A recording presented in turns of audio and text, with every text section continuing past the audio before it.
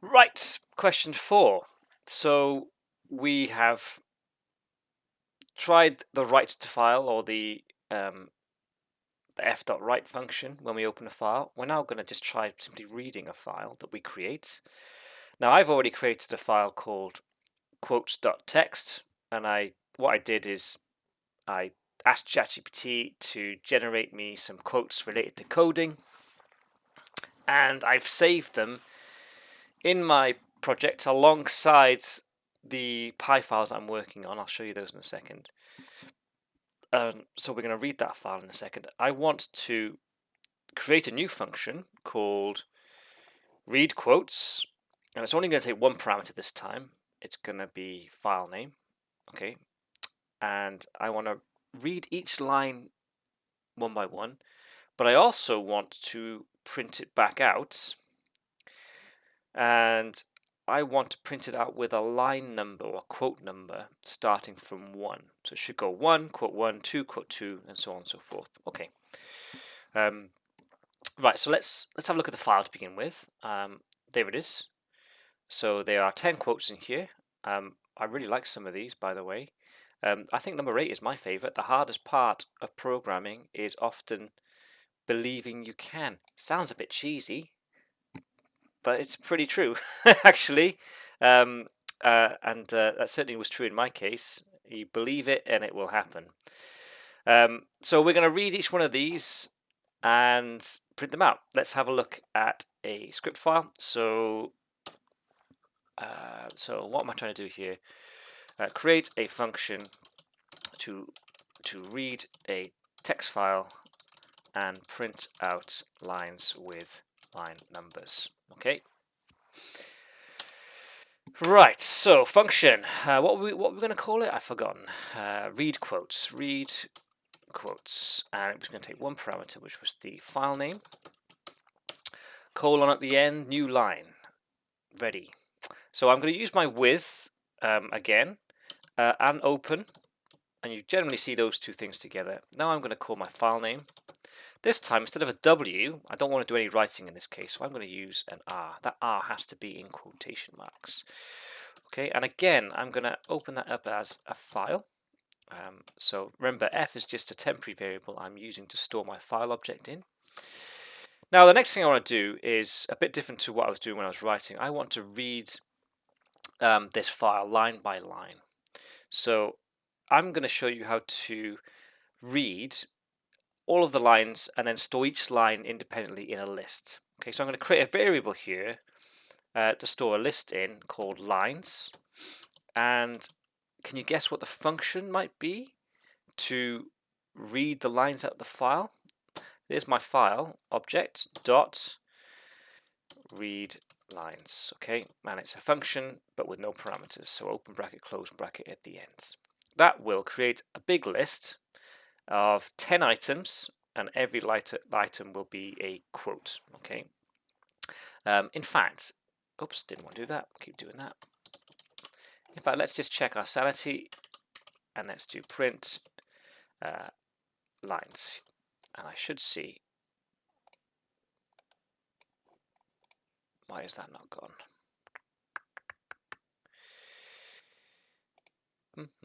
I'm going to change this variable to quotes because I don't think it likes quotes.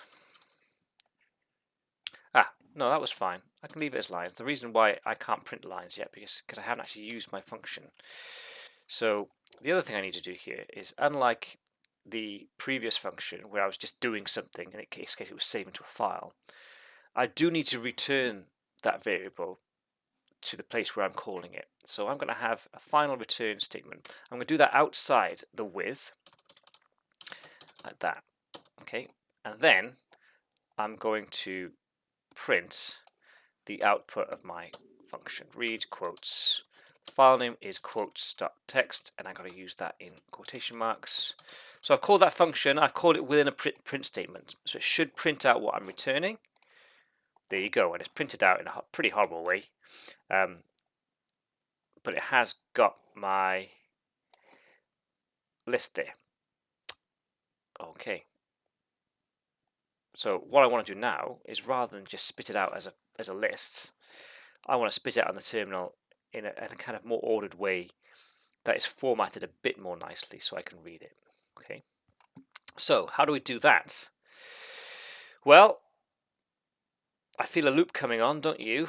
Okay, so let me get rid of this and this, and I'll go back to where I was up here. Right now I've got my lines variable created.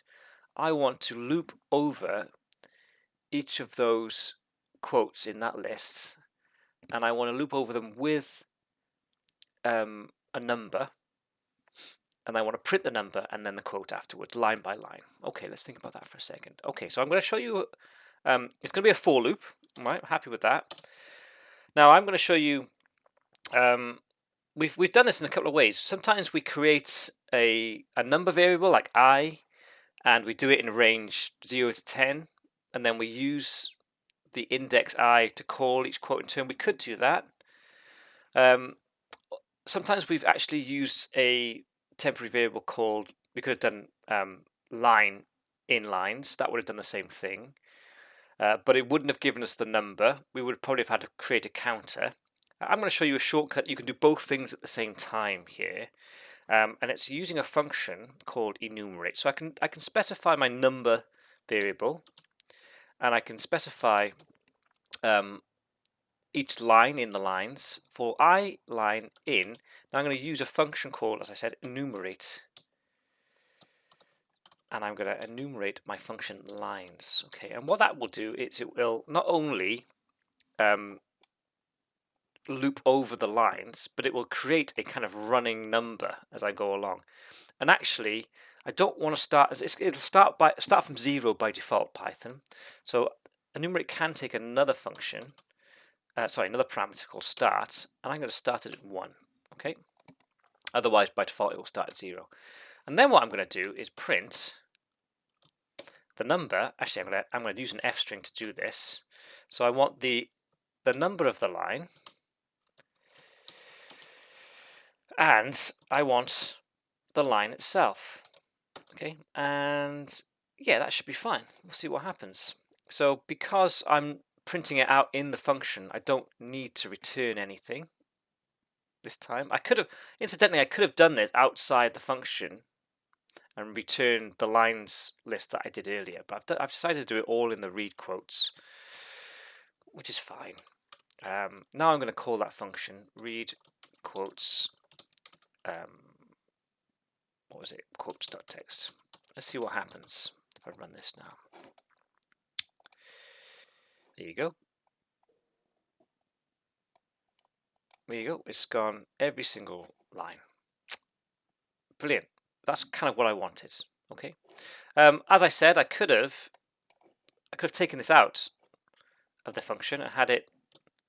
I could have done this. I could have saved that for later, and I could have, instead of just reading it alone, I could have done lines equals, and I would have had to have put a return statement here. And this should do exactly the same thing. It's probably a few more lines of code. Not really. Yeah, it does the same thing. Okay, so how you organize that depends on how you want the function to behave. Because I was only printing it out, I didn't want to save those lines for later. I was happy to use this for statement within the function. You might not want to do that in future. So yeah, it depends on the context, right? Okay, let's move on.